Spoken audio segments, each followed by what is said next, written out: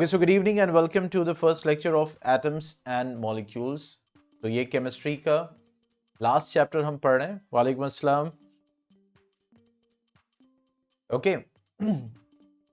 Atoms and molecules. तो structure of atom हमने पिछले चैप्टर में अच्छे से स्टडी कर लिया कि एटम का क्या स्ट्रक्चर होता है बेसिकली, और फिर उसके बाद डिफरेंट मॉडल्स को स्टडी किया, फिर उसके बाद वैलेंसी को स्टडी किया, फिर उसके बाद isotopes and isobars, radio active isotopes और उसके एप्लीकेशन, सारी चीजें हमने स्टडी कर ली. ठीक है, अब एटम्स एंड मॉलिक्यूल्स के बारे में हम इस चैप्टर में स्टडी करेंगे, उसकी डिफरेंट डिफरेंट प्रॉपर्टीज और सारी चीजों को देखेंगे. तो देखो, हम ये जानते हैं कि मतलब ये जो यूनिवर्स है वो बेसिकली किसका बना हुआ है? मैटर का. किसका बना हुआ? मैटर. मतलब हमारे आसपास सब क्या है? मैटर है. Anything that has mass and occupy space, वो क्या है? मैटर. चाहे वो कॉपर है, सल्फर है, डायमंड है, ग्रेफाइट है, सॉल्ट है, एल्युमिनियम है, वुड है, रॉक है, टेबल है, कंप्यूटर है, whatever is there, plants हैं, एनिमल्स हैं, इंसेक्ट्स हैं, बैक्टीरियम है, ये सब क्या है? सब के सब क्या है? मैटर है. ठीक है, तो ये जो मैटर है इसको हम हिंदी में जो बोलते हैं, क्या बोलते हैं? पदार्थ. What we call it? पदार्थ. इसे अगर हमें हिंदी में लिखना हो तो हम इसको ऐसे लिखें, दैट इज पदार्थ. ठीक है, और ऐसा नहीं है कि साइंस के बारे में, केमिस्ट्री के बारे में, जो है ऑब्जर्वेशंस के बारे में, सिर्फ ये सारी चीजें बाहर स्टडी करी जाती है. हमारा इंडिया जो है, इसमें जो फिलोसोफर्स थे, जिसको हम इंडियन फिलोसोफर्स कहते हैं, एंशिएंट फिलोसोफर्स कहते हैं, ये बहुत बड़े बड़े फिलोसोफर्स गुजरे. वो भी जो है उस तरह की ऑब्जर्वेशंस रखते थे. बात समझ में आई? जैसे महर्षि कानद थे.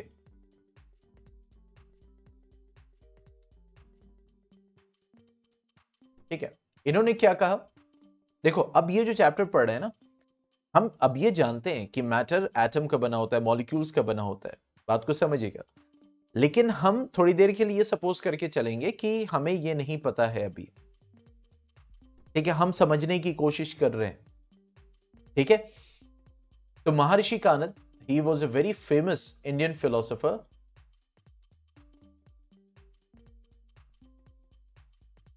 ठीक है, और इन्होंने क्या कहा कि अगर हम पदार्थ को तोड़ते चले जाएं, ठीक है, we keep on dividing matter, means पदार्थ, ठीक है, we will get smaller and smaller particles of matter. जैसे हम तोड़ते चले जाएंगे, हमें छोटे से छोटा टुकड़ा हमें उसका मिलता चला जाएगा, और आखिर वक्त में अल्टीमेटली ऐसा पार्ट मिलेगा, ऐसा पार्टिकल मिलेगा जिसको हम फर्दर नहीं तोड़ सकते, which can not be divided further. तो इस थ्योरी के बेसिस पे जो है हम ये कह सकते हैं कि जो कानद थे, was the first persons, one of the first persons to propose that matter is made up of very small particles called परमाणु. मतलब उन्होंने जो टर्म दिया वो क्या दिया? मतलब जो ये एटम था इसको क्या दिया? परमाणु टर्म दिया. ठीक है, तो इन्होंने क्या कहा कि if we keep on dividing,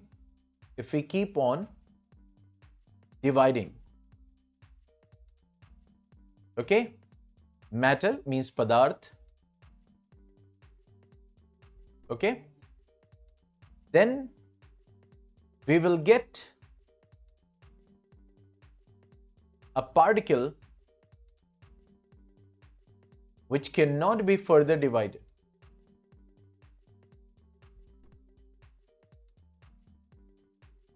Okay, which cannot be further divided.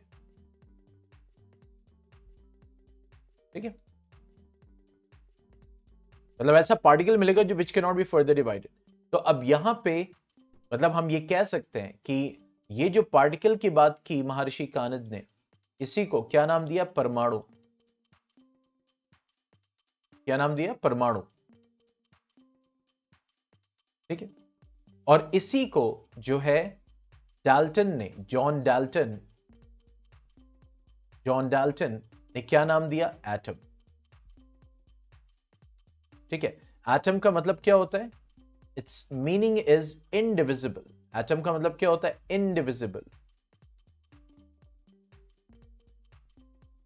ठीक है, क्या क्या इसका मतलब होता है? That is indivisible.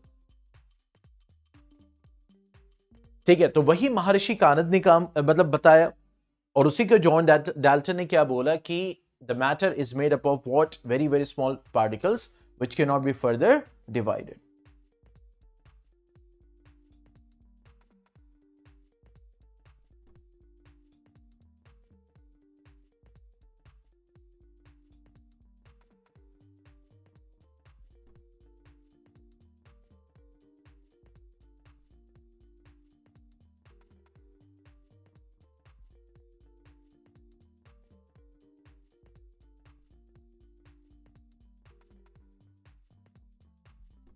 ठीक है, इसी तरीके से दूसरे एक फिलोसोफर है जिनका नाम है फकुद कट्ययम।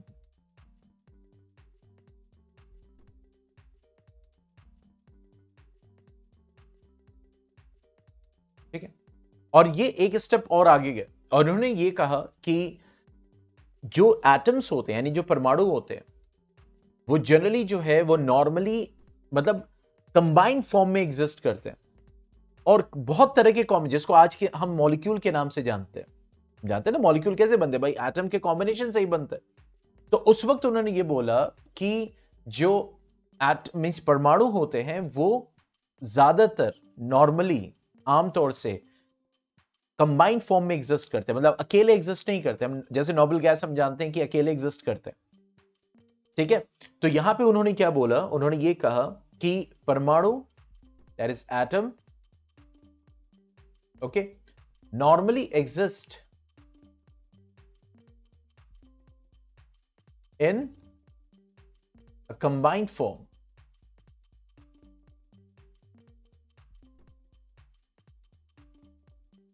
ठीक है, in a what?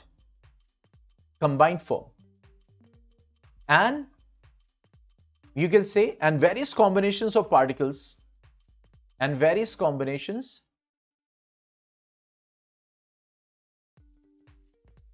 of particles, यानी यहां कंबाइंड फॉर्म से क्या मुराद है? जो आज की डेट में हम जानते हैं मॉलिक्यूल्स, कंपाउंड्स। ठीक है, तो various combinations of particles gives various kind of atom, various kind of atoms, sorry matter, not atoms, that is matter.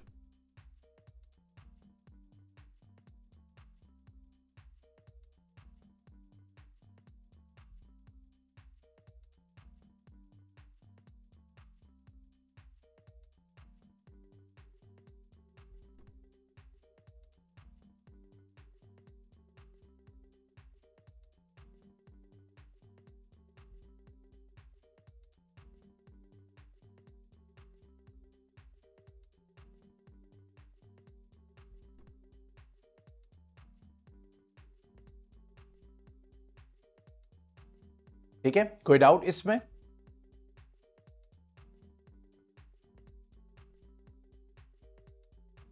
कहीं पे कोई क्वेश्चन, कोई डाउट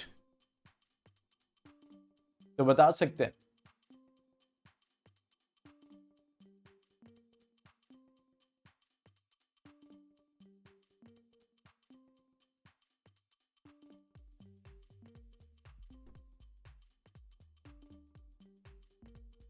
ठीक है, अब देखो, अब आगे बढ़ते हैं।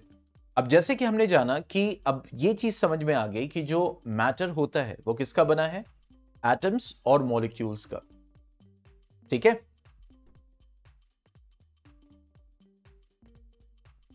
और मींस डिफरेंट डिफरेंट एटम्स हैं, डिफरेंट डिफरेंट मॉलिक्यूल्स हैं, उनकी डिफरेंट डिफरेंट क्या है? प्रॉपर्टीज। तो अब उसी में हम ये अब जानेंगे कि जो डिफरेंट डिफरेंट लॉज को पढ़ेंगे कि भाई जो मटेरियल है, जो मैटर है, जिनका वो बना हुआ है, जाहिर सी बात है उन्हीं की प्रॉपर्टी को शो करेगा। ठीक है भाई, वाटर है, हाइड्रोजन है और ऑक्सीजन है, ठीक है, उसके अंदर, ठीक है, कंपाउंड फॉर्म में एग्जिस्ट कर रहा है, लेकिन अगर स्प्लिट होगा, मतलब उसको केमिकली तोड़ेंगे, तो हाइड्रोजन ऑक्सीजन ही निकलेगा। ऐसा तो नहीं कार्बन निकल के आ जाएगा। ठीक है, तो इसका मतलब ये हुआ कि जो ये एलिमेंट्स यानी जो एटम्स हैं, ठीक है, जो कंबाइन करके मॉलिक्यूल्स बना रहे हैं, तो they will be following certain laws. ठीक है, that is what known as laws of chemical combination.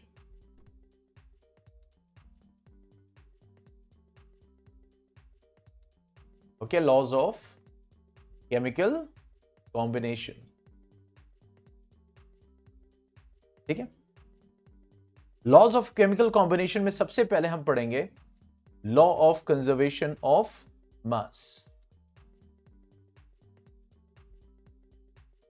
ठीक है, और मैटर, क्योंकि जाहिर सी बात है फिजिक्स में हमने स्टडी किया था मास और वेट में ये फर्क होता है ना, मास चेंज नहीं होता है, वेट चेंज हो सकता है क्योंकि वेट फोर्स है, वो जी पे डिपेंड करेगा। तो मास क्या होगा? मास जो होता है किसी भी एटम का, किसी भी मॉलिक्यूल का, किसी भी मैटर का, वो कंजर्व रहेगा, वो चेंज नहीं होगा।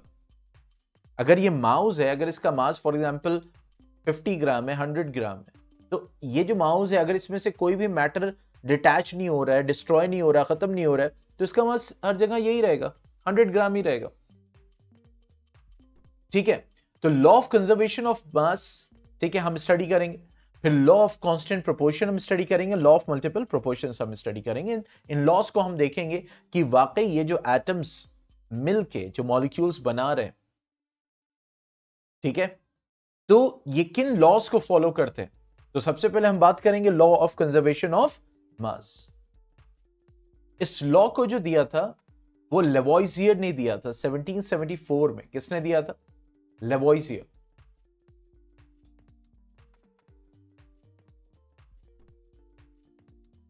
ओके, कब दिया था? 1774 में दिया था लेवॉइजियर ने। और ये लॉ क्या कहता है कि mass is neither created nor destroyed in a chemical reaction. Means mass is neither created nor destroyed in a chemical reaction.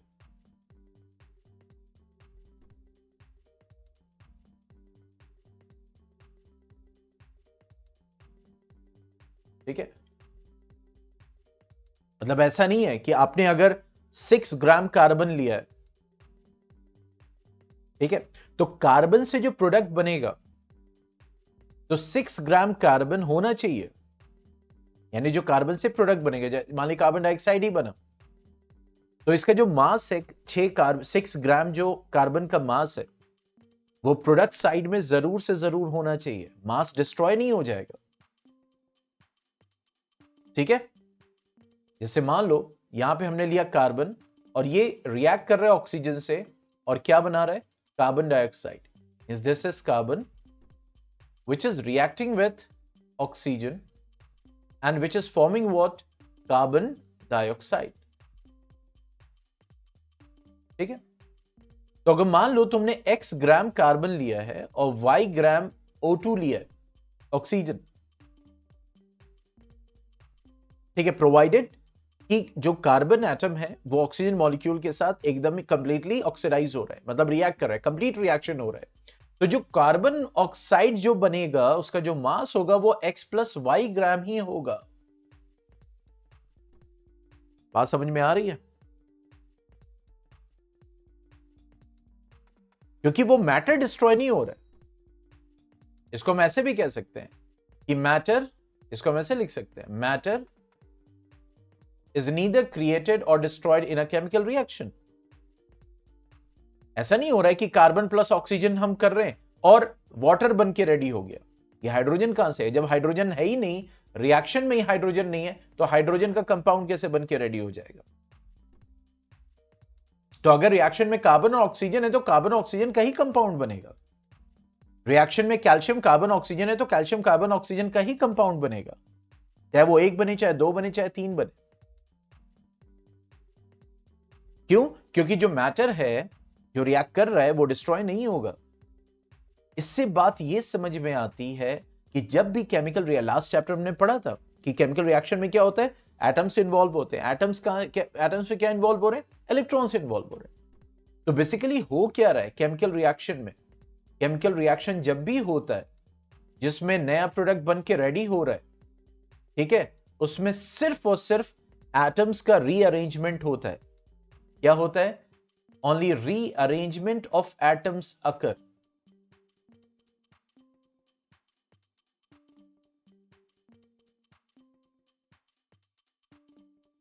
ऐसा नहीं है कि कार्बन है ही नहीं और कार्बन प्रोडक्ट में आ जाए, और अगर कार्बन है तो प्रोडक्ट में से कार्बन या उसका कोई प्रोडक्ट जो है वो मतलब वहां से वैनिश हो जाए। ऐसा नहीं हो सकता। ये नहीं होगा कि carbon plus oxygen is giving O3 ozone, ऐसा नहीं होगा। अब ये अगर कार्बन रिएक्ट कर रहा था तो कार्बन यहां पे होना चाहिए। तो matter can neither be created nor destroyed. तो किसी केमिकल रिएक्शन में मैटर जब क्रिएट नहीं किया जा सकता, ना डिस्ट्रॉय किया जा सकता, तो मास भी क्रिएट या डिस्ट्रॉय नहीं किया जा सकता। जितना रिएक्टेंट्स आप ले रहे हो, ठीक है, प्रोवाइडेड कि वो पूरा कंज्यूम हो रहा है, तो जो भी प्रोडक्ट बन के रेडी होगा तो उसका मास इन रिएक्टेंट्स के मास का सम होगा। बात समझ में आ रही?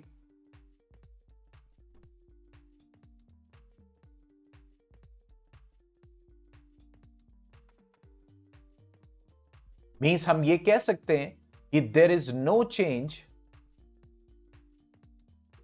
There is no change in mass during chemical reaction.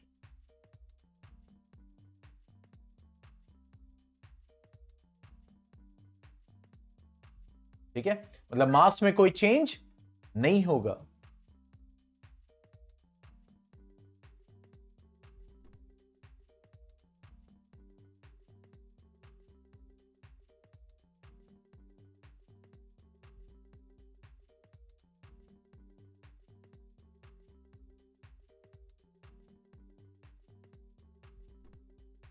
बात समझ में आ रही है?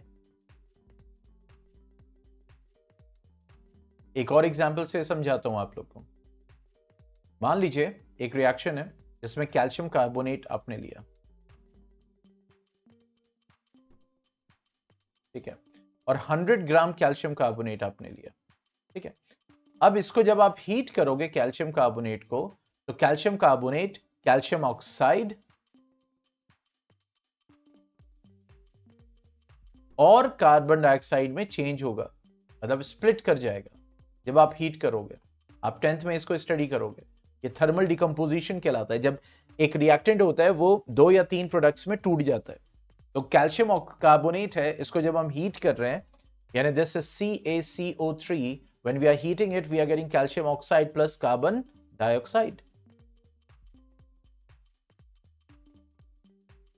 ठीक है, तो अगर आपने हीट किया है प्रॉपर और ये 100 ग्राम कैल्शियम कार्बोनेट डिकम्पोज हो गया कंप्लीटली विथ नो वेस्ट, तो आपको वहां पे 56 ग्राम कैल्शियम ऑक्साइड मिलेगा और 44 ग्राम कार्बन डाइऑक्साइड गैस मिलेगी। आप दोनों को ऐड करो तो देखो 100 के बराबर आएगा, क्योंकि डिस्ट्रॉय नहीं हो रहा है। ऐसा नहीं है कि कैल्शियम और कार्बन और ऑक्सीजन का कोई कंपाउंड आपने लिया, आपने हीट किया तो कार्बन ही निकल जाएगा, हट जाएगा, खत्म हो जाएगा। ऐसा नहीं होगा।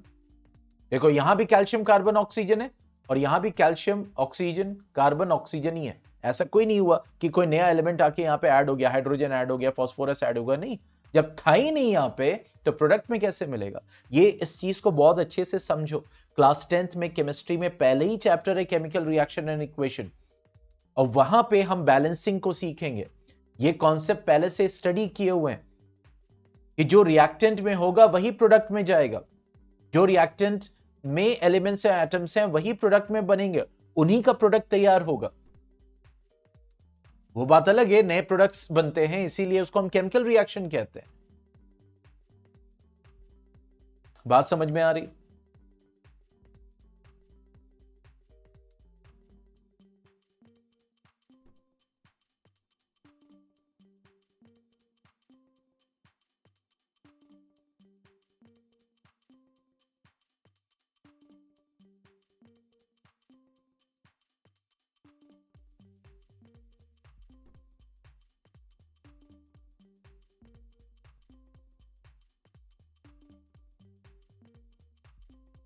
हाँ भाई,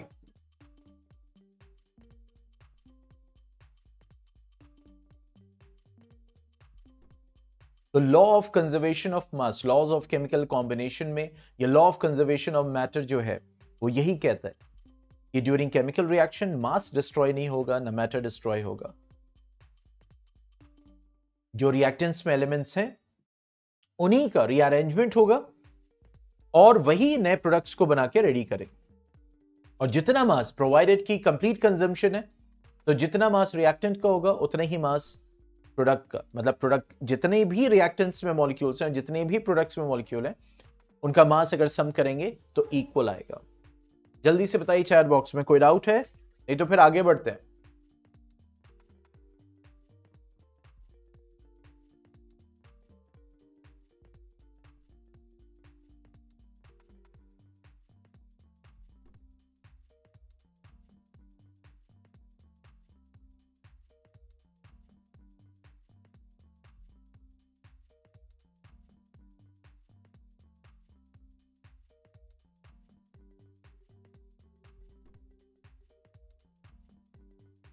ठीक है, अब इसका एक्सपेरिमेंटल वेरिफिकेशन हम कैसे करेंगे, मतलब कैसे हम इसको एक्सपेरिमेंटली वेरीफाई कर सकते हैं? बहुत इजी है, आप लोग अपने chemistry lab under the supervision of the teacher भी कर सकते हैं। अब आपको कुछ नहीं करें, एक सिंपल रिएक्शन कराना है, लेकिन जब आप उस रिएक्शन को कराएं तो जो मासेस हैं बेसिकली रिएक्टेंट्स के और जो आप मटेरियल्स लेंगे उनको कंसिडर आपको करना पड़ेगा। कैसे? जैसे डिजिटल वेइंग बैलेंस होता है, आप लोगों ने देखा होगा। तो आप क्या करें, आप सिंपल एक कोनिकल फ्लास्क लें। ठीक है, कोनिकल फ्लास्क आपने लिया, इसको आपने डिजिटल बैलेंस पे रख दिया।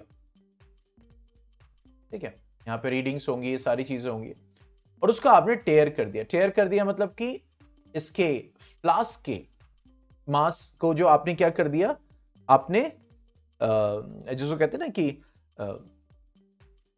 दैट इज जीरो कर दिया, मतलब कि जो मास, अच्छा आप चाहे नहीं भी कर सकते, मतलब ऐसा नहीं है कि इसको करना जरूरी है, लेकिन अगर आप इसको कर दोगे तो इसका जो मास होगा बेसिकली, जो फ्लास्क का मास होगा वो उसमें ऐड नहीं होगा, बस ये आसानी हमें मिलेगी।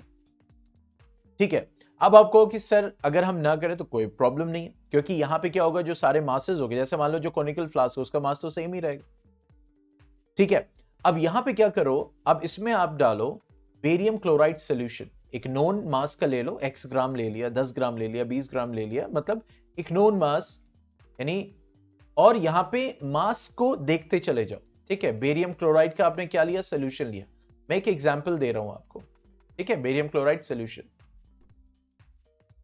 ठीक है, अब उसके बाद एक थ्रेड से आप इसमें एक टेस्ट ट्यूब बांध दो, ताकि बाद में कोई वो ना हो। एक टेस्ट ट्यूब आपने बांध दिया थ्रेड से इसमें, और इस टेस्ट ट्यूब में आपने एक सोल्यूशन लिया, मतलब टेस्ट ट्यूब को लिया, उसमें एक सोल्यूशन लिया। ठीक है, और इसमें कौन सा सोल्यूशन लिया आपने, सोडियम सल्फेट सोल्यूशन।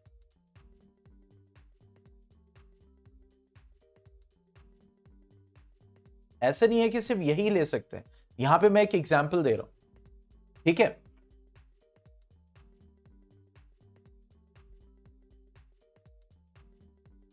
आप अपने टीचर की हेल्प से आप कोई भी सिंपल रिएक्शन करके आप लॉ ऑफ कंजर्वेशन ऑफ मास को आप वेरीफाई कर सकते हैं।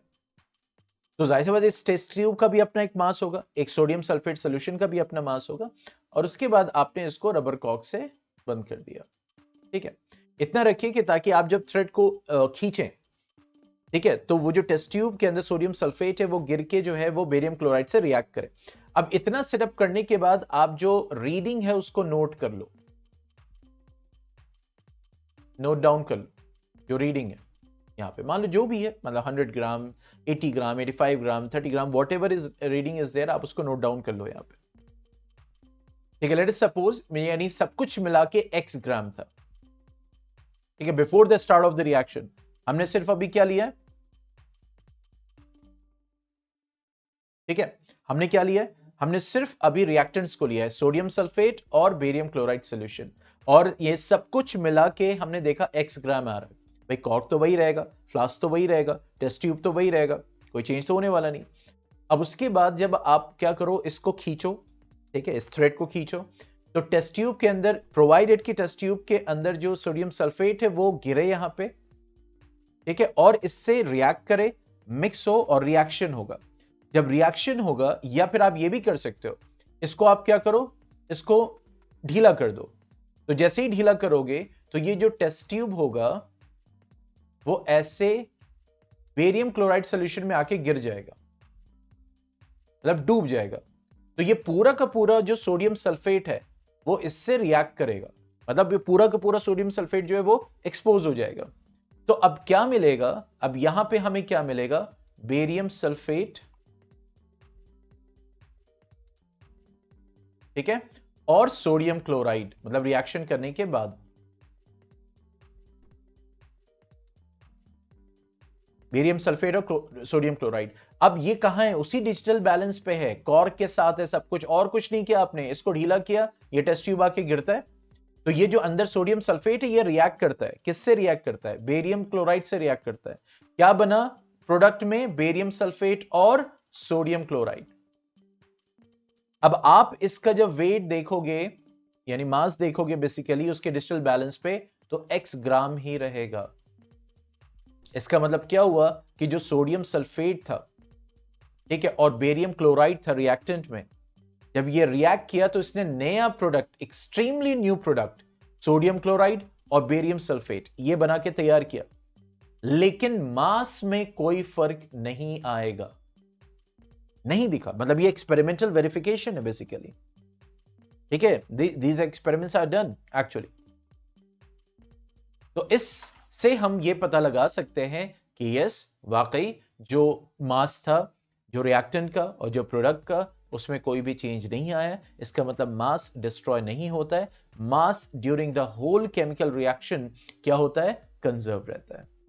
इसमें कोई डाउट है तो फिर से पूछ सकते हैं, कोई पॉइंट अगर क्लियर नहीं हुआ है वो भी पूछ सकते हैं।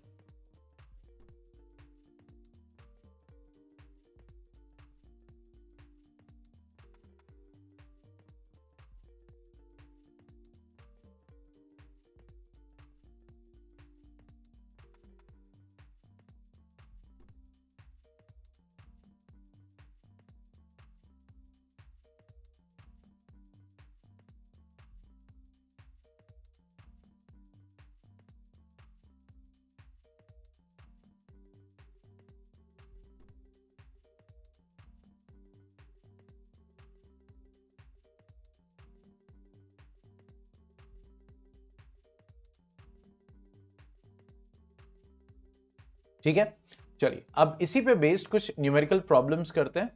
राइट डाउन द क्वेश्चन, ठीक है, देखो क्या बोल रहे हैं, sodium carbonate, okay, reacts with ethanoic acid, reacts with ethanoic acid, okay, to form sodium ethanoate, to form sodium ethanoate,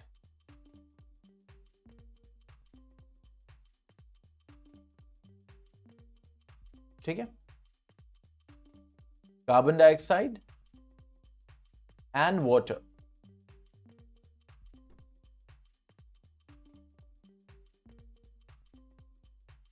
in an experiment,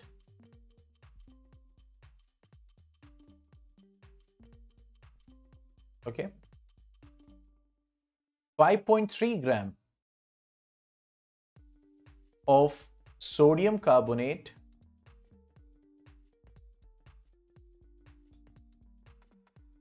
okay reacted with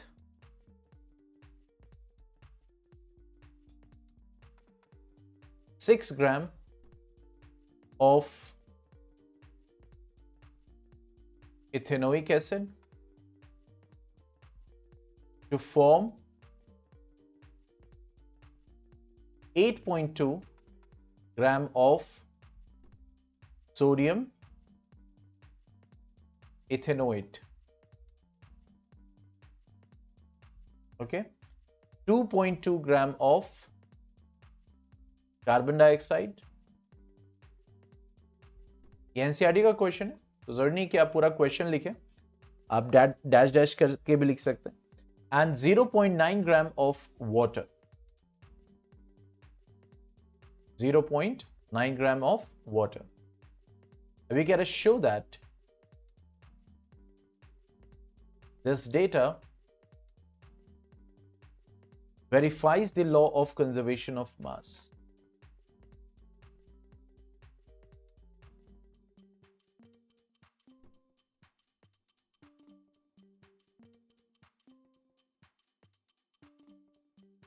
मतलब ये शो करो कि ये लॉ ऑफ कंजर्वेशन ऑफ मास को follow कर रहा है। तो सिंपल वेरिफिकेशन में कुछ नहीं करना, बस हमें ये देखना है कि जो रिएक्टेंट्स है उनका मास प्रोडक्ट के मास के इक्वल है कि नहीं। अगर इक्वल है तो लॉ ऑफ कंजर्वेशन ऑफ मास को फॉलो कर रहा है और रिएक्शन पॉसिबल है।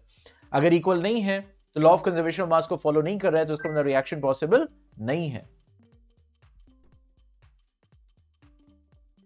ठीक है, तो क्या बोल रहे हैं, रिएक्शन को लिखते हैं थोड़ा वर्ड फॉर्म में। तो कह रहा है सोडियम कार्बोनेट है और it reacts with ethanoic acid. ठीक है, क्या बना रहा है, ये सोडियम इथेनोइड बना रहा है। ठीक है, प्लस कार्बन डाइऑक्साइड बना रहा है, प्लस वाटर बना रहा है। ठीक है, आगे क्या बोल रहे हैं, ये कह रहा है 5.3 ग्राम सोडियम कार्बोनेट है। सोडियम कार्बोनेट कितना है, 5.3 ग्राम। ठीक है, reacted with 6 gram of ethanoic acid, 6 gram ethanoic acid. और सोडियम इथेनोइड कितना बन रहा है, 8.2 ग्राम।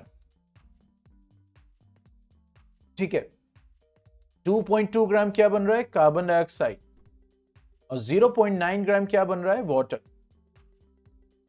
तो अब हमें प्रूफ करना है। ठीक है, तो देखो कैसे लिखेंगे, सिंपल, क्योंकि सबके मासेस दिए हुए हैं, तो मास ऑफ रिएक्टेंट्स लिखेंगे। तो रिएक्टेंट्स की तरफ, रिएक्टेंट्स मतलब जो रिएक्ट करते हैं, ये एरो साइन के लेफ्ट हैंड साइड पे। ठीक है, और एरो साइड के राइट हैंड साइड पे क्या होंगे, प्रोडक्ट्स।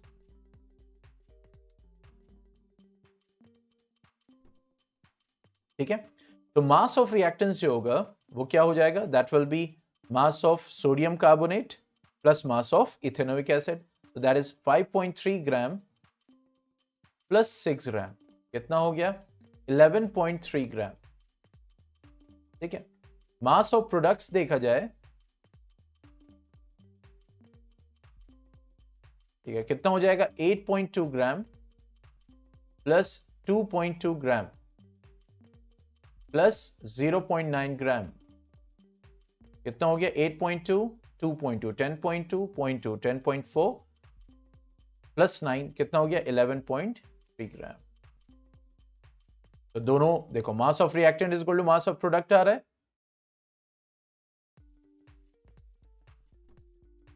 ठीक है, तो यहां लिखेंगे therefore this reaction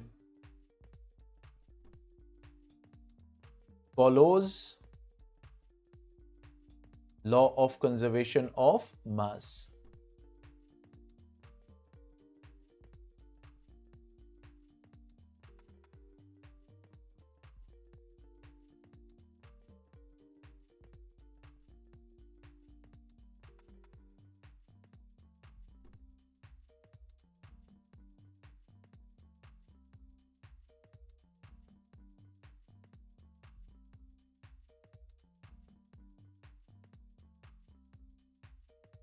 ठीक है, चलिए इसको कर लीजिए, फिर सेकंड क्वेश्चन पे आते हैं।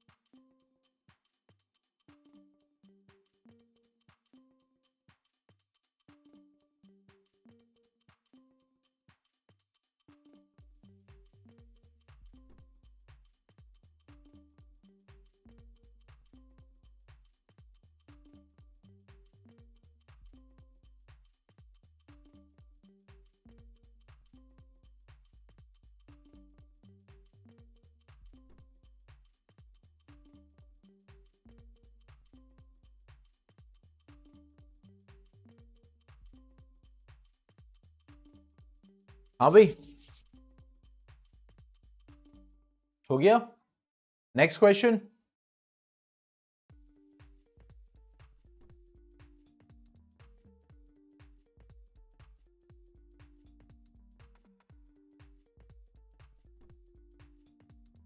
अब देखो नेक्स्ट क्वेश्चन में क्या बोल रहा है। नेक्स्ट क्वेश्चन में ये कह रहा है calcium carbonate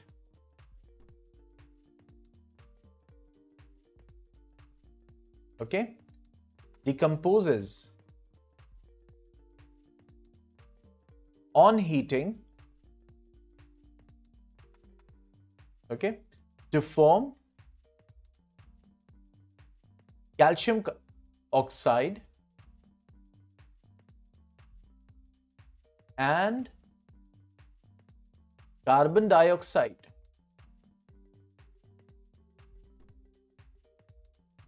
when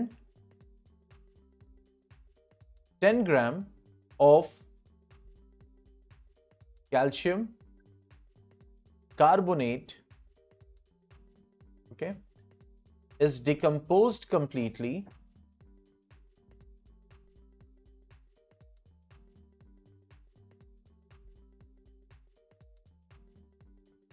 then 5.6 gram of calcium oxide is formed.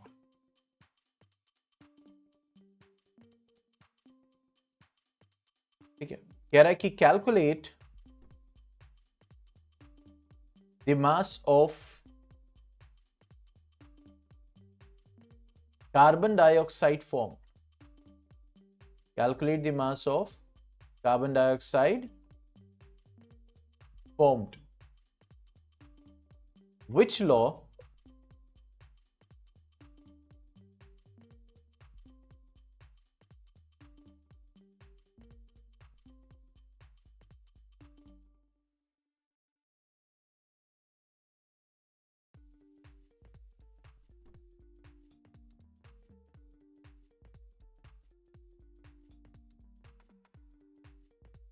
ठीक है, which law of chemical combination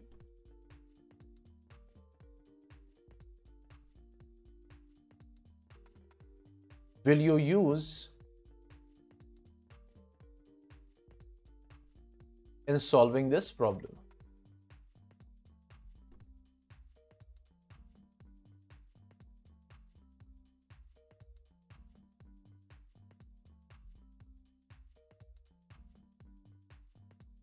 ठीक है,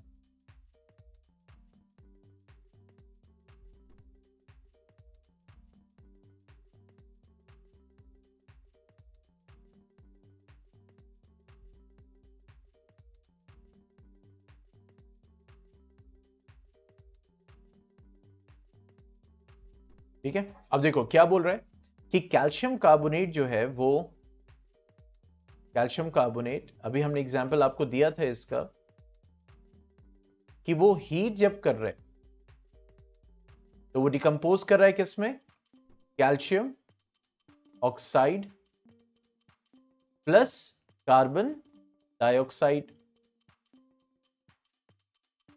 ठीक है, तो अब ये कह रहा है कि when 10 gram of calcium carbonate is decompose completely, यानी कैल्शियम कार्बोनेट कितना है 10 ग्राम, और जब इसको हीट कर रहे हैं तो ये कंप्लीटली डिकम्पोज कर रहा है, तो 5.6 ग्राम कैल्शियम ऑक्साइड बन रहा है। ठीक है, तो कह रहा है कि कितना कैल्शियम कितना कार्बन डाइऑक्साइड बनेगा, यानी x ग्राम इसको सपोज कर लेते हैं, तो कह रहा है ये निकालो फिर which law you will use for this, तो law of conservation of mass, उसी को फॉलो करेंगे। ठीक है, तो यहां पे लिखेंगे here due to law of conservation of मास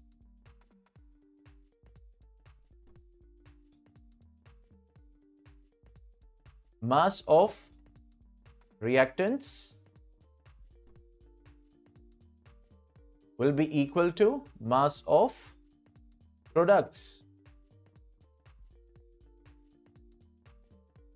ठीक है, तो मास ऑफ रिएक्टेंट कितना है 10 ग्राम, और मास ऑफ प्रोडक्ट क्या हो जाएगा 5.6 ग्राम प्लस x ग्राम। ठीक है, तो x कितना हो जाएगा 10 minus 5.6 gram, that means it will come out to be 4.4 gram. That's it. ठीक है, तो ये जो दो क्वेश्चन हमने किए हैं वो किस पे बेस्ड हैं, लॉ ऑफ कंजर्वेशन ऑफ मास। मतलब जब भी केमिकल रिएक्शन होगा तो मास डिस्ट्रॉय नहीं होता है और ना ही कोई नया एलिमेंट बनता है, नया कंपाउंड तो बनेगा लेकिन जो एलिमेंट्स रिएक्टेंट्स में है उन्हीं एलिमेंट्स को यूज करते हुए प्रोडक्ट बनेगा। ठीक है, और मास क्या रहेगा कंजर्व रहेगा। इसीलिए कहते हैं कि जब केमिकल रिएक्शन होता है तो उसमें सिर्फ और सिर्फ जो एटम्स इन्वॉल्व हो रहे हैं उन्हीं का रीअरेंजमेंट होती है पोजीशंस की, जिसकी वजह से वो एक नया प्रोडक्ट बना के तैयार कर देते हैं।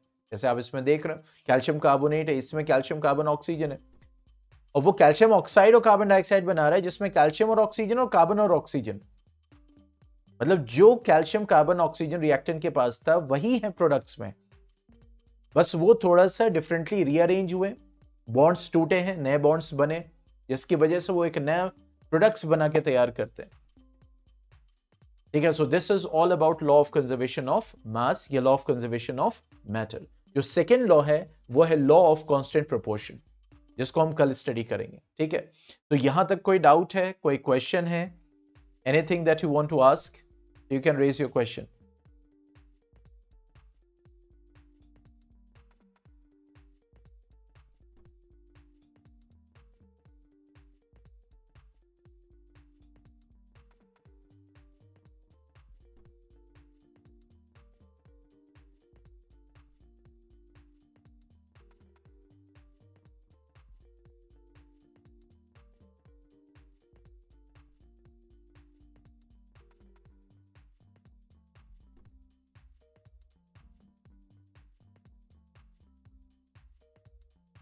Is it done by everyone?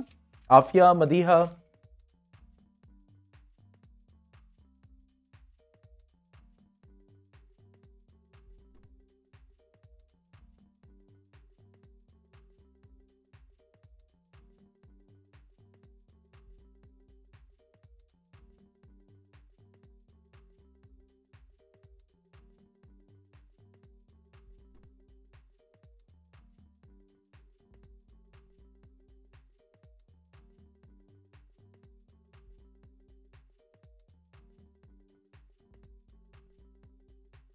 ठीक है, चलिए फिर कल मिलते हैं। Okay then, good bye, take care, अस्सलाम वालेकुम।